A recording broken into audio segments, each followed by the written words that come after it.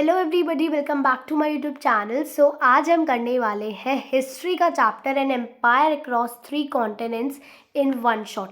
तो ये quick summary होने वाली है आपके चैप्टर की। डिटेल में मैं आपको नहीं पढ़ाने वाली हूँ इस वीडियो में। अगर आपको डिटेल लेक्चर देखना है तो ऑलरेडी इस चैनल पे अवेलेबल है। ये चैप्टर आप अच्छे से समझ सकते हो उस डिटेल लेक्चर के थ्रू भी। बट एग्जाम्स चल रहे हैं तो क्विक रिविजन करवानी पड़ेगी, इस वजह से मैं आपके लिए आज ये वीडियो लेके आई हूँ। कल हमने chapter number 2 writing and city life वो रिवाइज करा था and let's revise this chapter today. Now let's begin with a quick summary of your chapter an empire across 3 continents. इसके नाम से आप क्या समझ पा रहे हैं? एक ऐसा एम्पायर जो कि 3 कॉन्टिनेंट्स में स्प्रेड था। Now which empire are we talking about?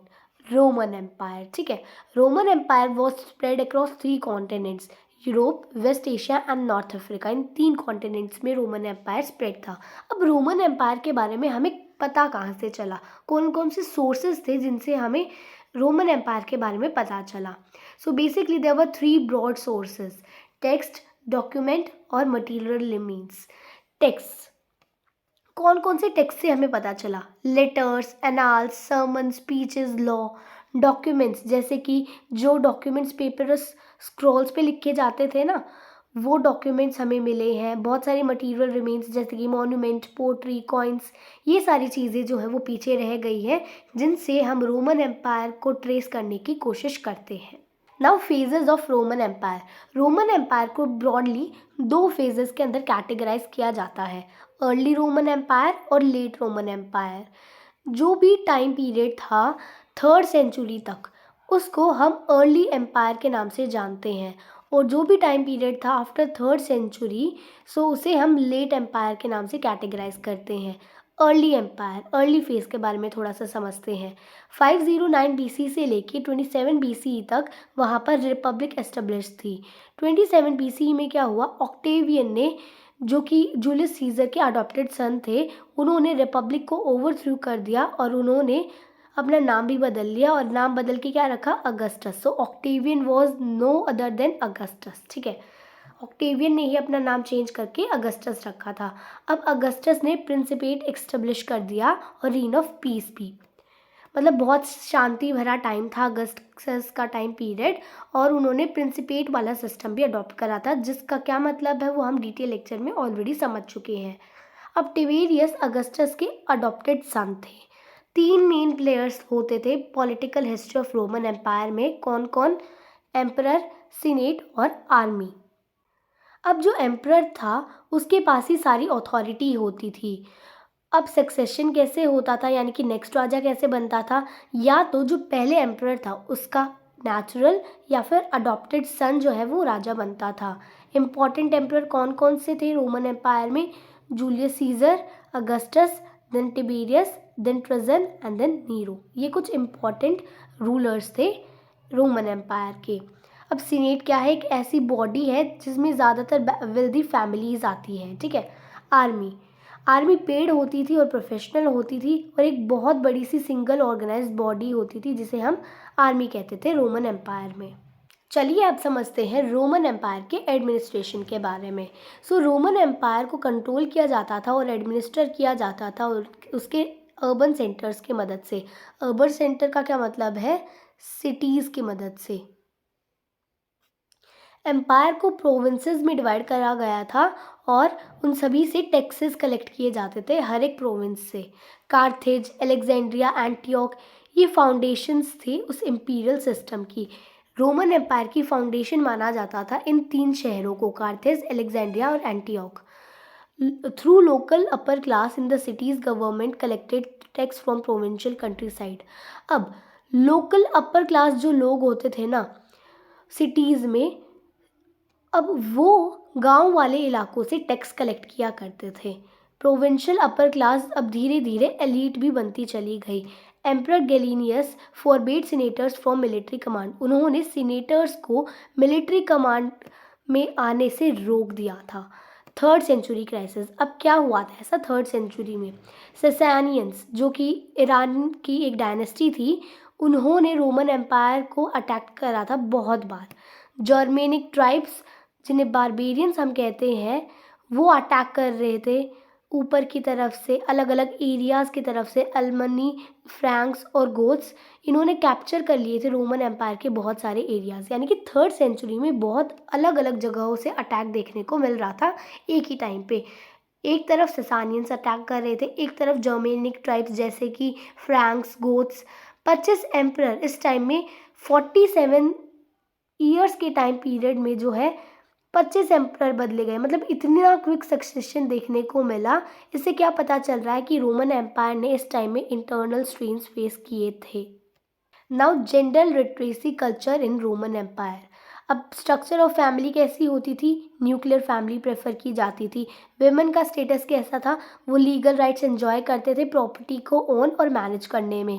Literacy vary करती थी place to place. Cultural diversity बहुत ज़्यादा थी रोमन एम्पायर में। Now economic activities. एम्पायर के अंदर बहुत अच्छा इकोनॉमिक इंफ्रास्ट्रक्चर था। Harbour, mines, quarries, brick yards, olive oil factories, ये सारी चीज़ें बहुत ज़्यादा देखने को मिलती थी, वाइड स्प्रेड थी। एम्पायर के अंदर गुड फर्टाइल एरियाज़ भी मौजूद थे। कमर्शियल और बैंकिंग नेटवर्क्स भी बहुत अच्छे से ऑर्गेनाइज थे और वाइड स्प्रेड थे, जिसकी वजह से अच्छे से पैसे का इस्तेमाल भी किया जाता था। यूज़ ऑफ मनी एग्जिस्ट करता था उस टाइम पे, और वो भी wide spread use of money. Liquids transport किए जाते थे कंटेनर्स में, जिन्हें एम्फोरे बोला जाता था। ठीक है, तो एम्फोरे को डिफाइन करो, ऐसा क्वेश्चन आ सकता है एग्जाम में। स्पेनिश ऑलिव ऑयल को कैरी किया जाता था स्पेशल कंटेनर्स, जिसे ड्रेसल 20 बोला जाता है। ठीक है, ये जो हिस्टोरियंस हैं उन्होंने ये नाम दे रखे हैं।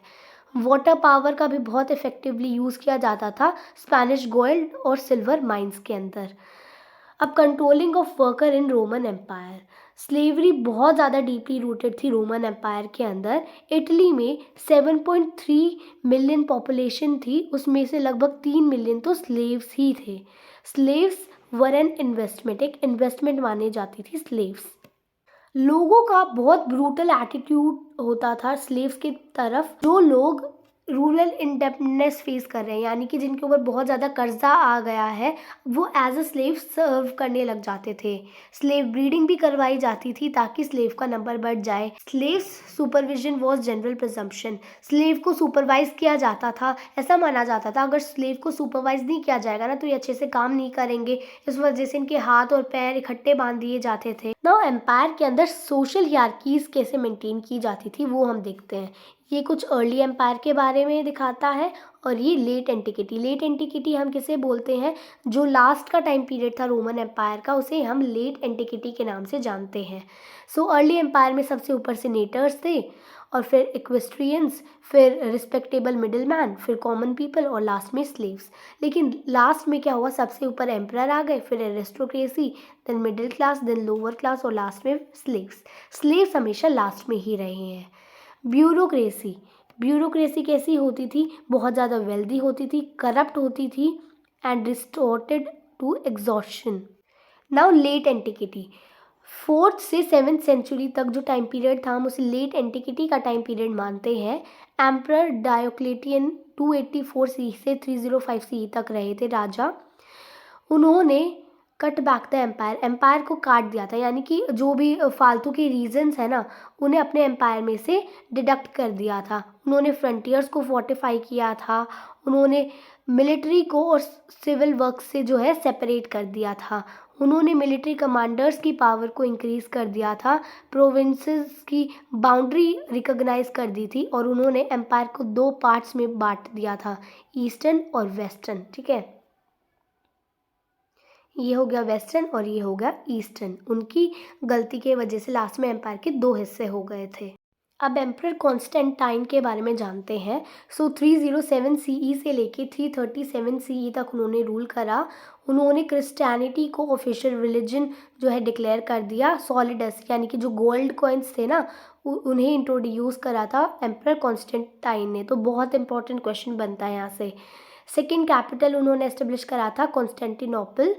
उन्होंने लॉन्ग डिस्टेंस ट्रेड रूट को रिवाइव कर दिया था, और उन्होंने इन्वेस्टमेंट्स भी करी थी न्यू टेक्नोलॉजीज़ में। एम्परर जस्टिनियन के बारे में थोड़ा सा समझते हैं। 527 सीई से 565 सीई तक वो राजा रहे। उनकी रेन को, उनके टाइम पीरियड को मार्क किया जाता है उसकी प्रॉस्पेरिटी और इम्पेरियल एम्बिशंस के वजह से। Now decline of Roman empire. अब रोमन एम्पायर का डिक्लाइन कैसे हुआ था, मैंने आपको पहले दिखाया था ना, जब डायोक्लेटियन के बारे में हम पढ़ रहे थे कि लास्ट में 2 हिस्सों में बट जाता है Roman empire. Western Roman empire 4th century के बाद डिक्लाइन होने लग गया था और eastern Roman empire 7th century के बाद। नॉर्दर्न एम्पायर के ऊपर अटैक किया गया था जर्मेनिक ग्रुप के द्वारा, ठीक है। मतलब मान लो ये है रोमन एम्पायर, सो यहाँ से जर्मेनिक ग्रुप्स जो फ्रैंक्स और गोथ्स सारे थे उन्होंने अटैक करा था। विशिगोथ्स, फ्रैंक्स, लैम्बार्ड्स, उन्होंने अपने किंगडम्स एस्टेब्लिश कर लिए थे जब यहाँ पर रोमन एम्पायर ख़त्म हो गया था।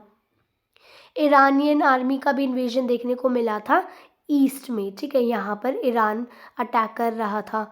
स्लेव रिवोल्ट भी देखने को मिल रहे थे, अब स्लेव्स भी अपनी आवाज़ उठाने लग गए थे।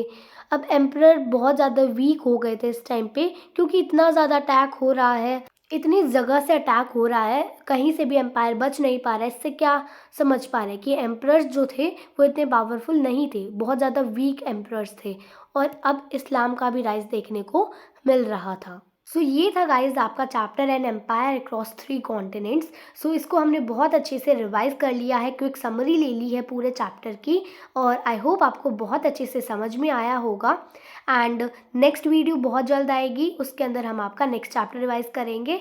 एंड अगर अभी तक भी चैनल सब्सक्राइब नहीं करा है भाई, सब्सक्राइब कर दो आप तो। एंड मिलते हैं आपको नेक्स्ट वीडियो में। Till then bye bye.